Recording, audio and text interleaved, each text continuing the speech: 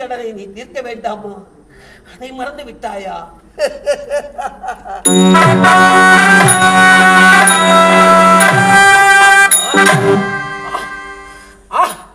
வாழ்வு சனம் என்று எண்ணி ஆசை கயிற்றில் ஆடிய பம்பரமே ஆட்டம் என்று ஓய்ந்து விட்டது.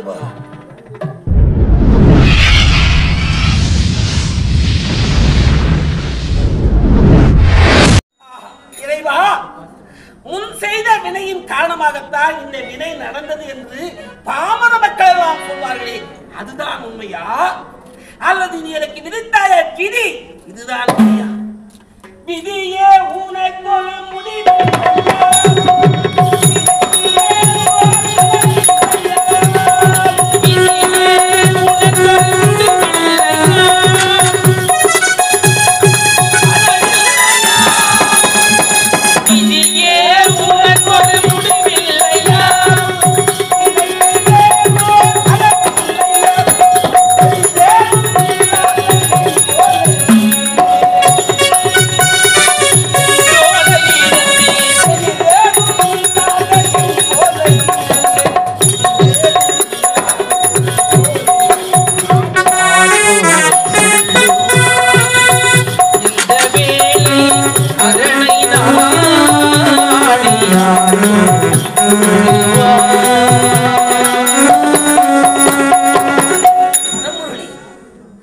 எத்தனை சோதனைகள் வந்த போது என் நெஞ்சிலே இருந்து உண்மையை தவறே பொய் என்ற வார்த்தைக்கே இடமில்லை. என் ஆண்டே எஜமான் வீரபாகுவின் கட்டளை புதைக்கக்கூடிய சடலங்களே ஆனாலும் சரி, எரிக்கப்பட உள்ள சடலங்களே ஆனாலும் சரி, கால்பணம் உழைத்துண்டு வாக்கியத்தை பெற்றுத்தான் தகன பிரயோகம் செய்யும் என்பது கட்டளை. அவர் கட்டளை ஏற்றேன்.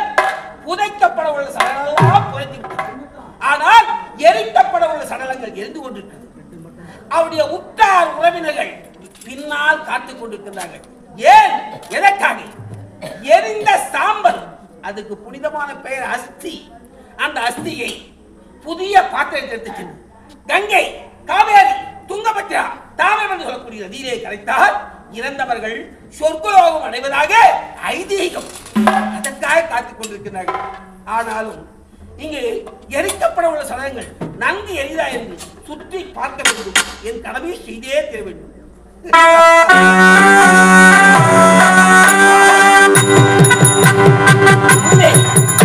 வந்த பாச உணர்ச்சிகளுக்கு அடிமையாகிவிட்டேன். நான் என்னை மறந்தாலும் நீ உன்னை மறக்காதே. பிறக்கே தோன்றும்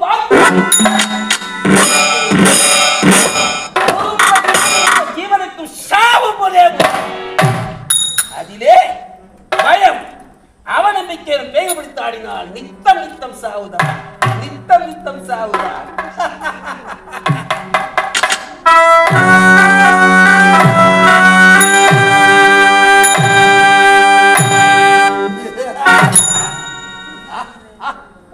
மாடு உண்டு, கன்று உண்டு, மக்கள் உண்டு எண்ணியிருந்த மனிதா விம்மி விம்மி அழுத மனையால் வீதியோடு நின்று விட்டால் சுடலை வரை தூக்கி வந்த சுத்தம் உன்னை சுடலிலே வைத்துவிட்டு சென்று விட்டார்கள். இப்போது உனக்கு ஊர் எங்கே, உறவெங்கே, பேர் எங்கே, பெருந்தான் எங்கே? நீ எரிந்து விட்ட சாம்பல்.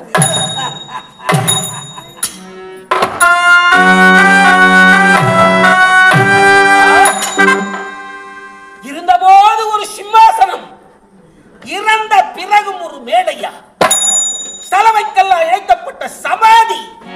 ஒரு சந்ததிகள் உன்னை சன்னதியாக வணங்க வேண்டும் என்ற ஆவல். வரவேற்கிறேன். சுடலையிலே சுடு காட்டிலே தலைமைக்கெல்லாம் சமாதி கட்டப்பட்டிருக்கிறது. இறந்தவளுக்கு ஈமச்சடங்கு செய்து செல்லத்தின் காரணமாக செய்யலாம். அவள் சேர்த்து வைத்த பொற்குவிலுக்காக செல்லலாம். அப்படி சலவைக்கல்லாக மாற்றிய போதும் அதை வரவேற்கிறேன். ஆனாலும் அதற்கு அணு தினமும் ஆராய்ச்சி எழுத்துவார் உண்டோ? அகல் விளக்கு ஏற்றுவார் உண்டோ? மன்னாது மன்னரே. ஆனாலும் முடிவில் மண்ணோடு மண்ணாக மறைய போகும் சடலம் இருக்கும்போது எத்தனை எத்தனை ஆட்டங்கள். நான் தான் பெரியவன், நான் தான் உயர்ந்தவன், நான் தான் சென்றவன் என்று அடுத்த பெத்த பொருளுக்கெல்லாம் ஆசைப்படலாமா? பிறவியின் பெருங்கடனை நீ தீர்க்க வேண்டாமா? அதை மறந்து விட்டாயா?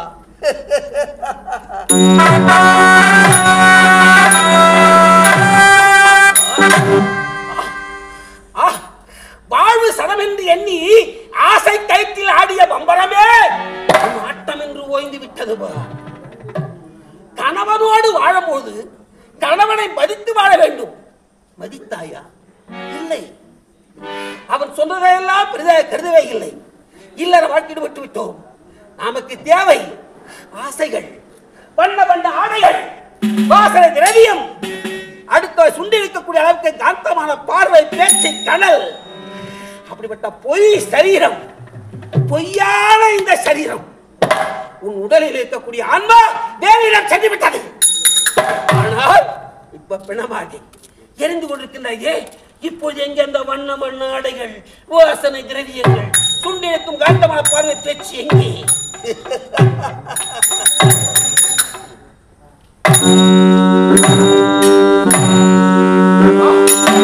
இடம் கொடுத்தே. இதுவும் உங்களுக்கு விதியா? இதைத்தான் பூதிரே, பிஞ்சுதிரே, காயுதிரே, கனியுதிரே என்பார்களா? ஏதோ பரிதாபம். குழந்தைகளாக இருக்கக்கூடிய உங்களுக்கு இந்த நிலையா? விதி என்ற சூறை காத்து சுழன்று சுழன்று சுழற்சி அடையாகி புயலாக அடிக்கும் பொழுது அதிலே பூவென்றும் பிஞ்சென்றும் காய் என்றும் கனி என்றும் கருதுவதே இல்லை. அந்தோ பரிதாபம், அந்தோ பரிதாபம். இதுவும் உங்களுக்கு விளையாட்டா இறைவா?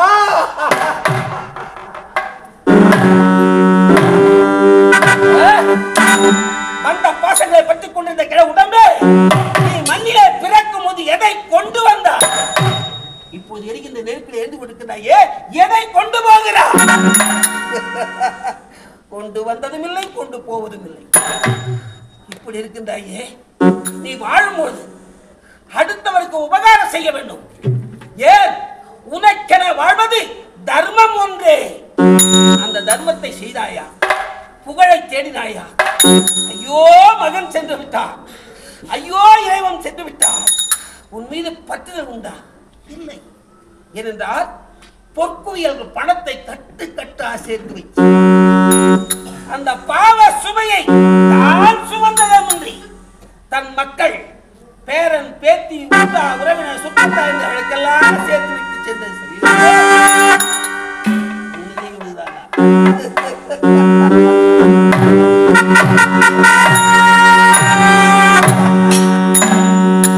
சிரிக்கிறீர்களா? நன்கு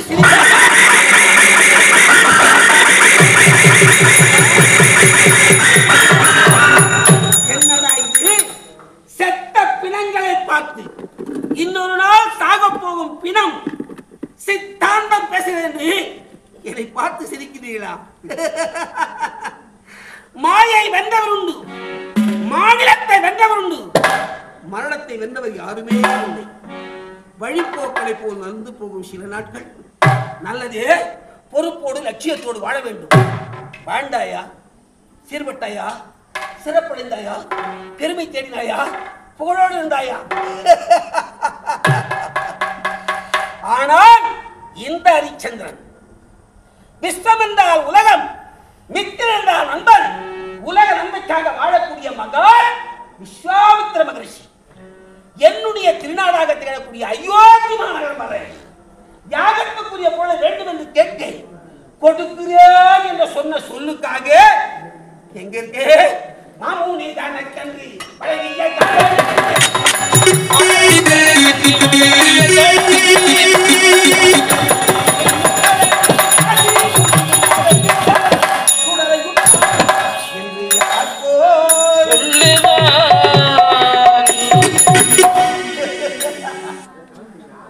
செய்யும் தொழிலே தெய்வம். ஏற்றி இல்லை, பேச்சு இல்லை, அவமானம் இல்லை. நான் யாருக்கு அடிமை? மன்னாதி மன்னனாக இருந்தேன் அயோத்தியே ஒரு காலம். இன்று ஆண்டே வீரபாகுக்கு நான் அருமையாக்கினேன். எப்படி பூமியில்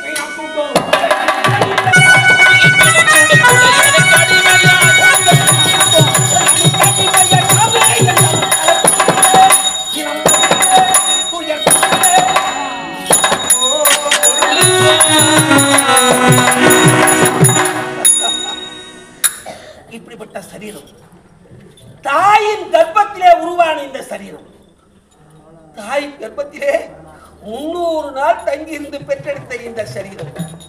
ஆனா இது இப்படியே இருக்குமா? தனியாகத்தான் வந்தேன். தாய் தந்தை உறவிலே தண்ணீரிலே வந்தேன். நான் தனியாகத்தான் போக போறேன். என்னோடு வரக்கூடிய எதுவுமே இல்லை. அப்படி இருக்கும்போது நீதியை நிலைநாட்ட வேண்டும், தர்மத்தை காப்பாற்ற வேண்டும், சத்தியத்தை நிலைக்கப்பட வேண்டும். இந்த உணர்வோடு வாழ்ந்தாயா? இல்லையே. ஆனால் இந்த ஹரிச்சந்திரன் மனைவி, மக்கள், நாடு, நாட்டு மக்கள், உற்றார், உறவினர், பெற்றோர், சுற்றத்தார் யாரையும் கருதாமல் உலகிலே நிலையானது எது? யாரையும் நம்பாமலே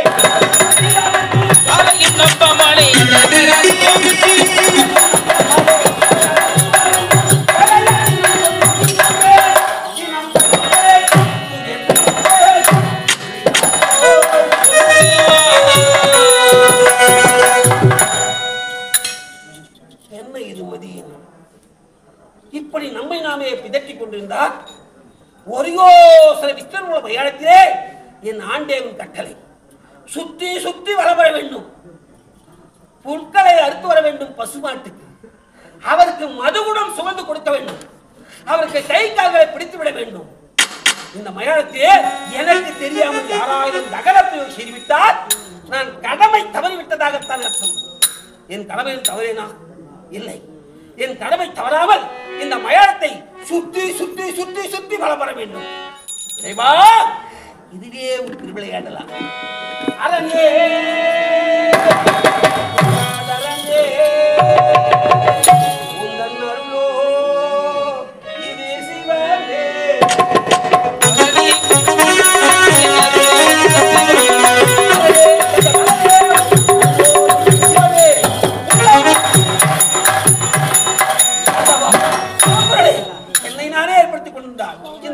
சுத்தி சுத்தி வர வேண்டும்.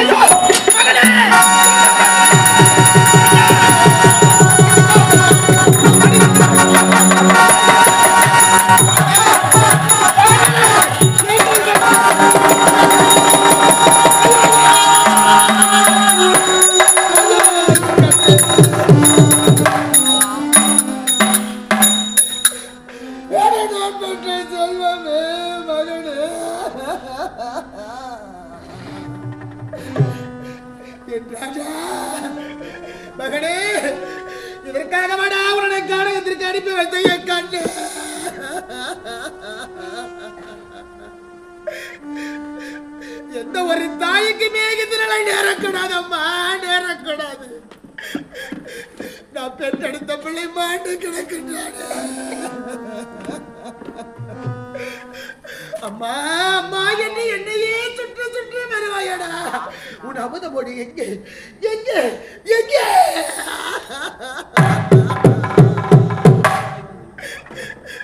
பெற்றவள் வந்திருக்கின்றேன் அம்மா என்று எனக்கு ஆறுதல் வார்த்தை நீ உரைக்க மாட்டாயடா. மகனே, என் செல்வமே, வாடா, எடுத்து வாடா, வாடா என் கண்ணின் மணியே, ஏனெந்தோ முத்தம் வாடாயே கண்ணின் மணியே.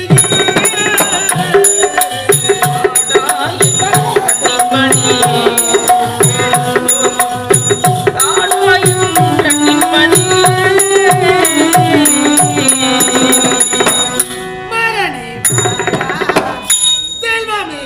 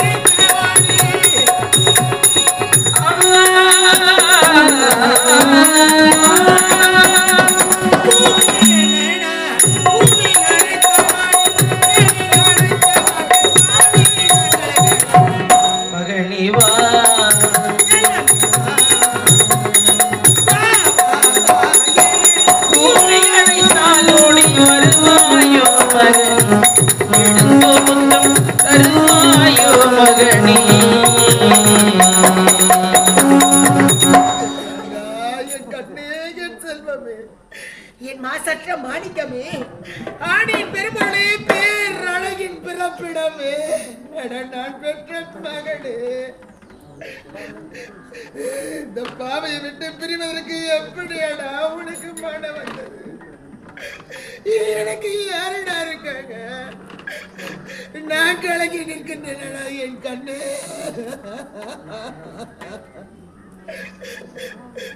எந்த தாயோட பொறுத்து கொள்வா? பெற்றெடுத்த பிள்ளையும் மாண்டு மடிந்து கிடக்கும் இந்த காலத்தை எந்த தாயிடா ஏற்றுக்கொள்வா?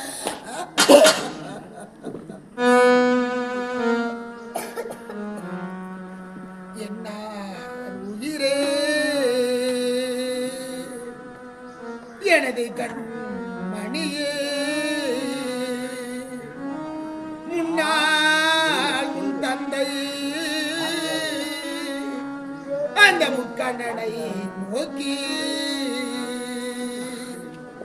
பிள்ளையில்லாமல் அவர் பெருந்தவோ செய்தார். வெள்ளை விலையோ அந்த விமலனின் அருளால் நீ கருவுருவாகி காரணமாகி திருவுருவாகி என் வயிற்றில் ஜனித்தாயா மகனே.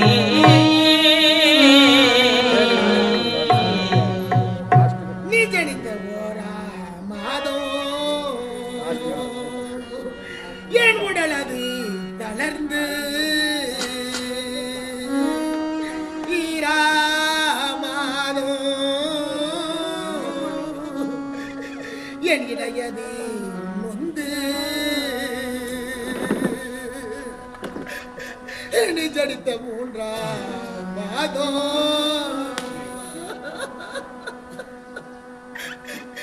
என் முகமெல்லாம் வெளுத்து முளை நொடி கருத்து நீ ஜடித்த நான்காம் மாதம்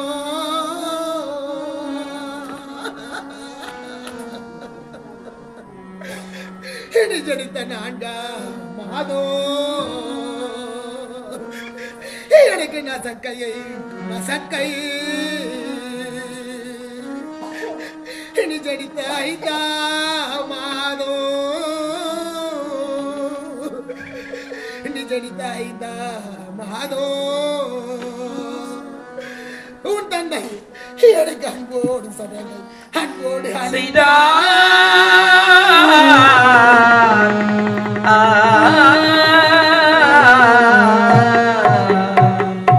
நீ ஜடித்தாரா மாதம் என் அடிவயல் கணத்து நீ ஜடித்த ஏழாம் ஏ வாழ்க்கையடை குசித்து நீ ஜடித்த எட்டாம் மாதம் உனை போலர்ந்து நீ ஜடித்த ஒன்பதாம் மாதம் உன் மாமன் மார் வந்து எனக்கு பட்டாடை உடுத்து எனக்கு வகை சாதம் எனக்கு சீமந்தம் செய்தா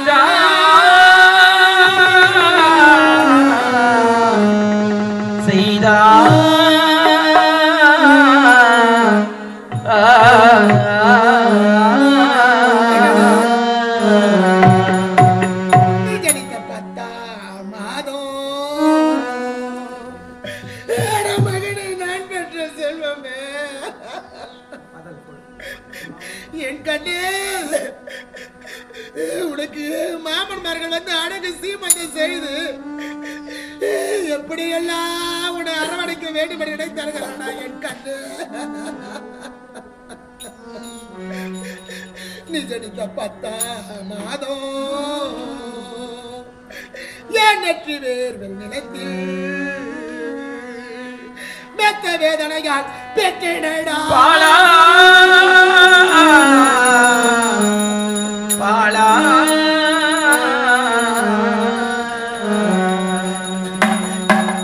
நீ பிறந்த செய்தியை கேட்டு உன் பிதாவோ மகிழ்ந்து பண்டிகையில் சர்க்கரை அவர் வாரியே இறைத்தார் சொர்க்கமோ தொழினார் அவர் கோடி பொன் இறைத்தார் தங்கத்தால் தொட்டினில் உனக்கு தங்கத்தால் தொட்டினில் தாளாட்டு பாடிட ஹரிரோ ஆரரிரோ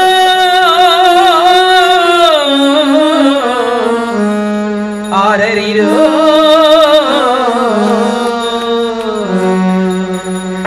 தீர்ந்தனைக்கு கொள்ளி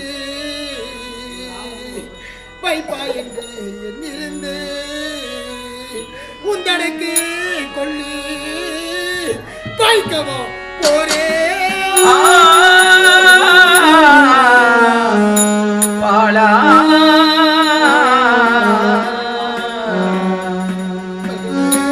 என் செல்வம் மகனே, நான் இறந்த பிறகு எனக்கு கூட உடைத்து கொள்ளி வைப்பா என்று எண்ணிருந்தேனடா.